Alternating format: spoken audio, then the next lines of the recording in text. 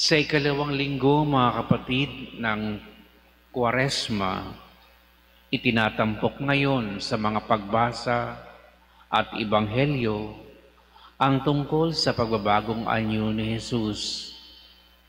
Ano ba ang kahulugan nito at ano ang saysay sa ating mga mananampalataya sa ating kapanahunan? Unang-una, ang sitwasyon ng mga alagad ay sila'y natatakot, litong-lito at di nila maunawaan ang pahayag ni Jesus na siya ay ipapapatay, magdurusa sa kamay ng mga taong bayan. By the way, itong ebanghelyong ito ay ang panahon ay papunta na sina Jesus sa Jerusalem sapagkat doon niya gaganapin ang kanyang kamatayan sa krus kung paanong doon din naman siya muling mabubuhay. At ito nga ang ikinatatakot ng mga alagad.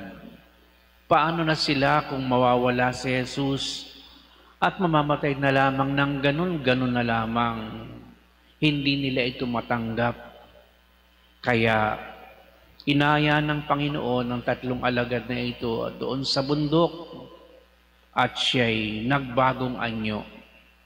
Pinahintulutan ng Ama na siya'y makapagbagong anyo upang masaksihan ang kaningningan ng Panginoong Hesukristo na walang ibang kahulugan kundi ito ang magaganap pagkatapos na siya ay maghandog ng sarili doon sa Jerusalem na nakabayubay sa krus, na walang ibig sabihin para bang kung merong gabi, merong liwanag, may bukang liwayway.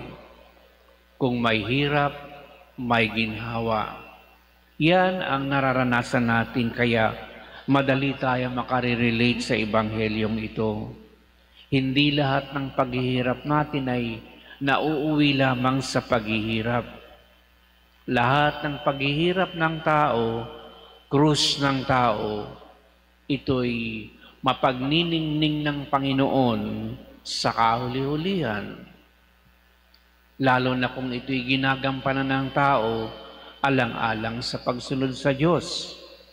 Sapagkat ganyan, mga kapatid, ang karanasan ni Abraham sa unang pagbasa, na naniwala si Abraham sa tinig ng Diyos dahil siya'y desperadong matanda na walang anak at kung mayroon man siyang hinahangad sa buhay ay magkaroon ng anak. At dahil sa tinig na ito, sumunod siya dahil nakarinig siya ng pangako, bibigyan siya ng anak. Singdami ng mga buhangin sa baybay ng dagat at ng mga bituin sa langit. Sa totoo lang, ang salitang ito ng Diyos ay nagaganap hanggang ngayon sapagkat tayo, mga kapatid, ay bahagi ng mga buhangin at yung mga talang nagniningning sa kalangitan. Tayo, mga anak ni Abraham, sa pananampalataya. At napakaraming mga Kristiyano na mananampalataya. Bawat taong mananampalataya ay anak ni Abraham sapagkat ang pananampalataya ni Abraham ay minana natin. Tayo ay mga anak niya sa pananampalataya. Pero ngayon nga, hindi rin makita ni Abraham kaagad, pero siya'y naniwala. Nang ang kanyang anak na si Isaac na kanyang kinababaliwan ay kukunin din pala ng Diyos. Nang sabihin ng Diyos, pumunta ko doon sa bundok, dalhin mo ang iyong anak, gatungan mo siya at ialay, sunugin mo siya para sa akin.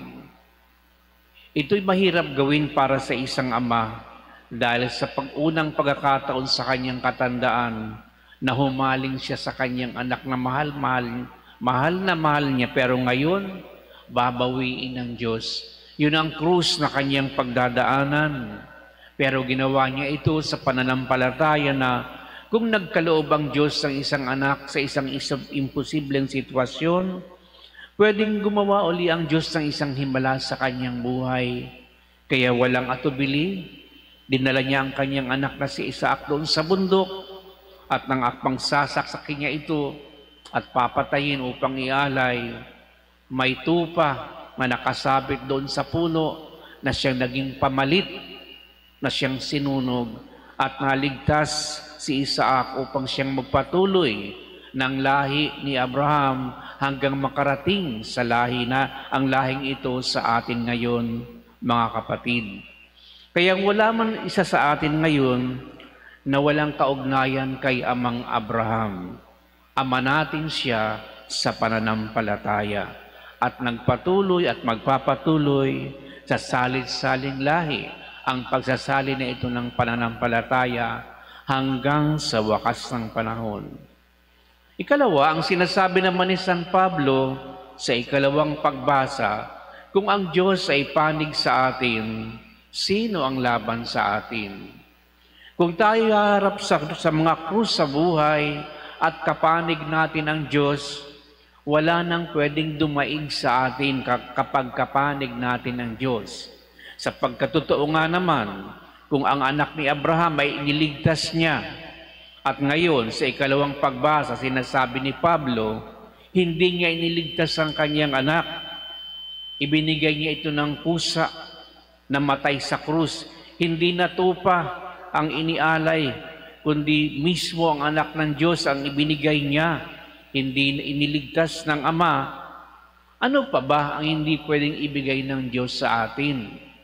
Kaya pwede tayong makampante sa sinasabing ito ni Pablo, mga kapatid, at umasa na kung tayo dadaan sa matitinding krus, ano pa bang hindi pwedeng ipagkaloob ng Diyos? Kaya nga pinapagnining niya si Kristo, nag-transfigure sa doon sa bundok, dahil sa lahat ng krus na pagdadaanan ng tao, ito'y magwawakas sa isang matagumpay at maluwalhating wakas, na para na rin sinasabi, bago magkaroon ng muling pagkabuhay o linggo ng pagkabuhay, dapat muna mayroong Biyernes Santo, ang pagpapako at kamatayan ni Kristo sa krus.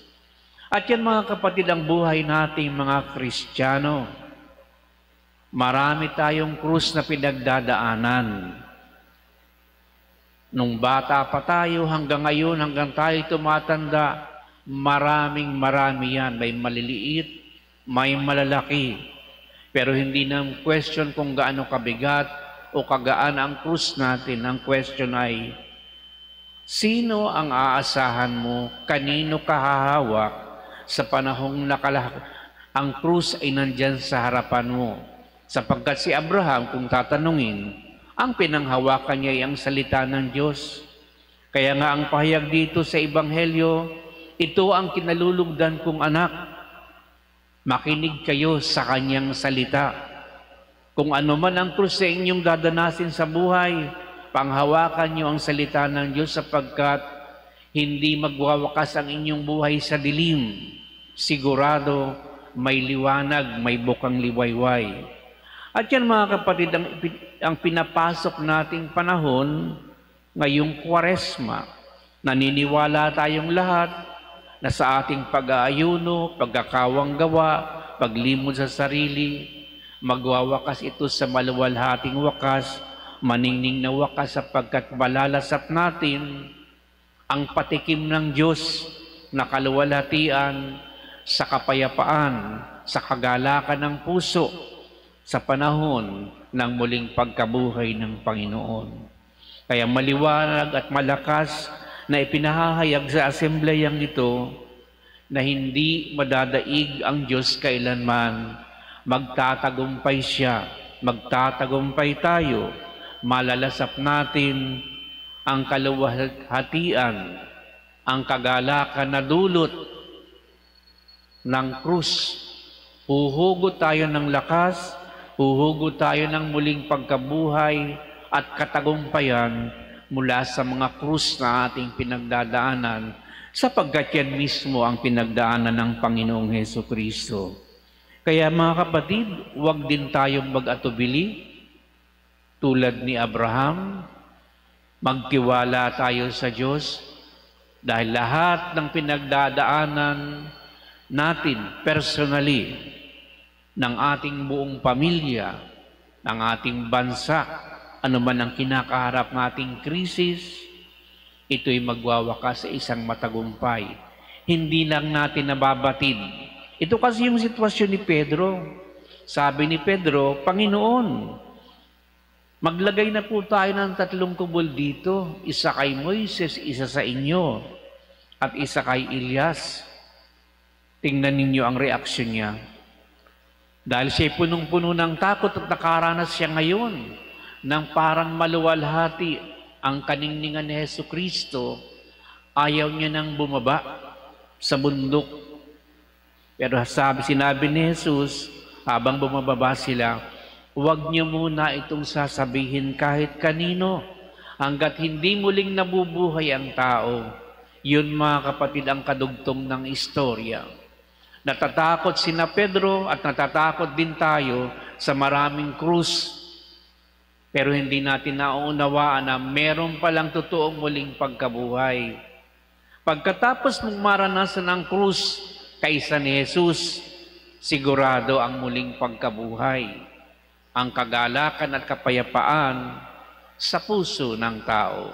Kaya nga, hanggat hindi nagaganap ang kamatayan at muling pagkabuhay ni Kristo, na yun din ang mangyayari mismo sa mga alagad, hindi natin talaga mauunawaan at maipapahayag na si Kristo ay totoong mabuting balita sa ating buhay.